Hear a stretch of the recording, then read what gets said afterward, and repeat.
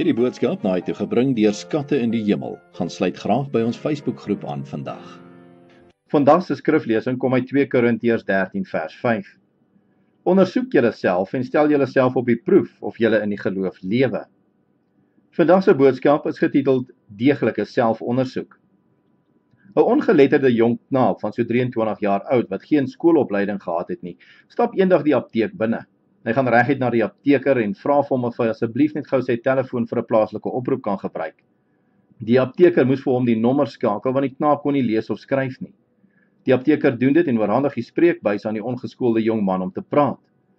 "Hallo," sê die jong man. "Hallo, Dr. Anderson.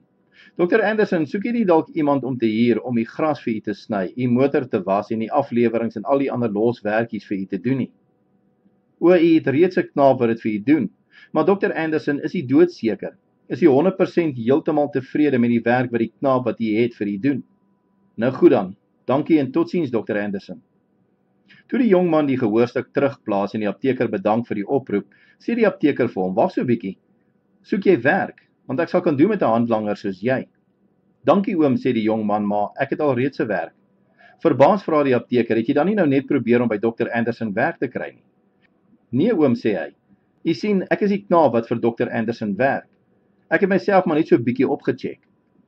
Weet jy, dit is wat Paulus vir ons sê ons moet doen, soos in die skriflesing waarmee ons begin het vandag.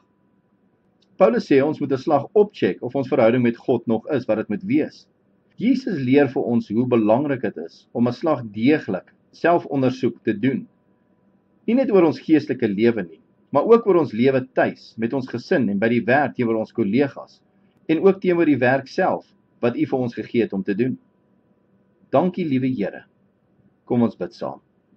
Ons hemelse Vader, ons kan so maklik afdwaal en fokus verloor op dit wat U van ons verwag. Ons bid vandag en vra dat U die Heilige Gees sal stuur om ons te lei en om op die pad van geregtigheid te bly. Ons bid dit in Jesus wonderlike naam. Amen. As u soortgelyke boodskappe wil ontvang maandag tot Vrydag, sluit aan by ons WhatsApp broadcast groep. Stuur net jou nommer na 072 581 2973.